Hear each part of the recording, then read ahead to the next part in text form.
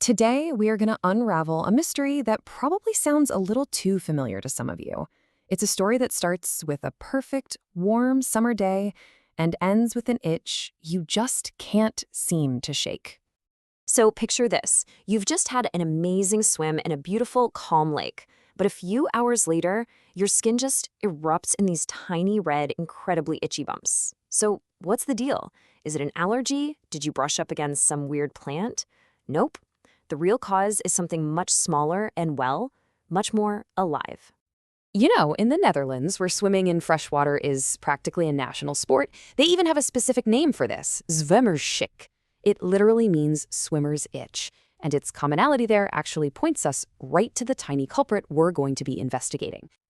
All right, so let's get to the bottom of this invisible menace. Here's our game plan. First, we're going to meet the microscopic parasite that's behind it all. Then, we'll uncover its bizarre life story, which involves, get this, birds and snails.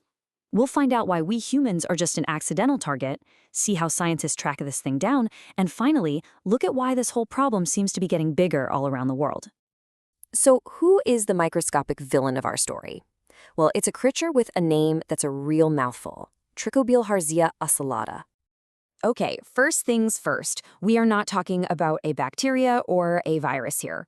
Trichobilharzia ocellata is a metazoan. That means it's a complex, multicellular animal, specifically a type of flatworm. And it's an endoparasite, which is a fancy way of saying it's designed to live inside the blood vessels of other animals. Its entire existence is built around this very specific lifestyle. And if you look at its family tree here, you can see it belongs to the family Schistosomatidae, which are better known as blood flukes. Now, this puts it in the same notorious group as the parasites that cause the really serious human disease, schistosomiasis. But, as we're about to see, its relationship with us is totally different. And that big, complicated name, it actually tells a pretty cool story. Tricho is from the Greek for hair, which is a perfect description of the adult worm's skinny, thread-like body. You know, perfect for moving through blood vessels. Bilharzia is a shout-out to the scientist Theodore Bilharz. And ocellata? That comes from the Latin for little eye, which is a key feature of its swimming larval stage that we're going to meet in just a minute. Now, to really get what this parasite is all about, we have to look at its incredibly complex life cycle. It's what's called a digenetic cycle, meaning it requires two hosts. It's this delicate, intricate dance between a bird and a snail. So the parasite's whole life revolves around two main players.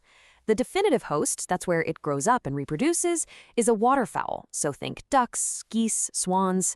But the intermediate host, this is where it goes through a massive multiplication phase, is a very specific kind of freshwater snail, usually the great pond snail, Limnaea stagnalis.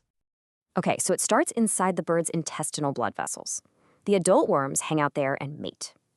The female then lays these eggs that are literally engineered to push their way through the bird's intestinal tissue so they can get passed out into the water with the bird's poop.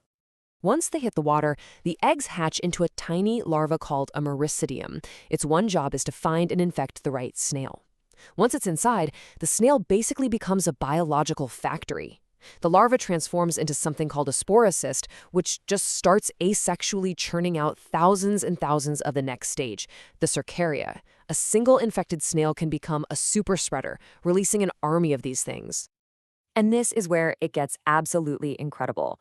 The way these cercaria behave, it's just wild. Think of them like microscopic, heat-seeking missiles. They use their little forked tails to swim up towards the light, right to the surface where birds hang out.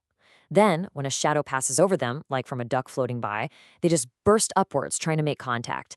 And once they get close, they lock on using chemical signals, drawn in by the fatty acids and cholesterol on skin. It's a ridiculously precise system. So this whole sophisticated system is designed to find a bird. But sometimes it messes up. It finds one of us instead. And for both the parasite and the human, this is where it all goes wrong. And right here, this is the most important thing to understand. We are not the right host. Yeah, the stuff on our skin can trick the cercaria into latching on, but our bodies are all wrong for them. For the parasite, a human is a dead end. It cannot grow, it cannot mature, and it definitely cannot reproduce. So the parasite burrows into our skin, but it doesn't get very far. It dies pretty quickly. That intense itch we feel, that's not the parasite. That's our own body's immune system launching a full-scale assault on the intruder.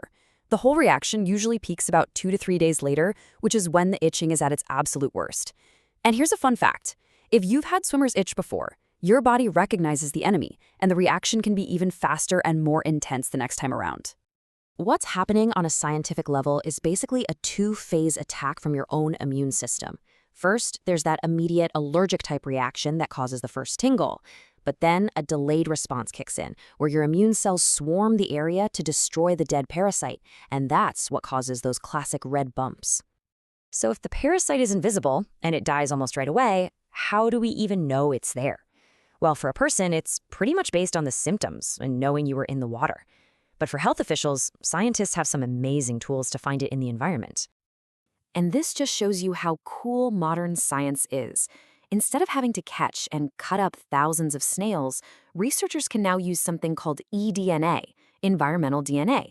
They just filter some lake water and test for the parasite's genetic footprint. Techniques like qPCR can even tell them how much parasite DNA is floating around, giving us a real sense of the risk level in a certain area. But, and this is a pretty big but, when it comes to diagnosing an actual person, we have a major gap. Unlike its dangerous tropical cousins, there's no reliable test for an active Trichobilharzia ocellata infection. The number of parasites is just too low, and the infection is way too short for our bodies to produce enough material for a test to detect. So for now, diagnosis just comes down to the classic story. You went swimming, and now you have an itchy rash. Now, let's zoom out a bit, because this isn't just a random local problem. Reports of swimmer's itch are actually popping up more and more around the world, and it's a huge sign of bigger changes happening to our planet. What we're seeing is basically a perfect storm.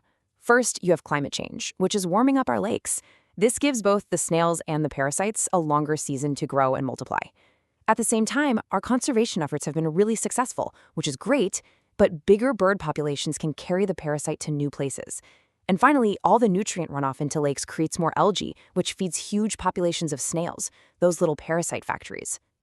The story of Trichobilharzia ocellata is really a powerful reminder of how connected our own health is to the health of our ecosystems.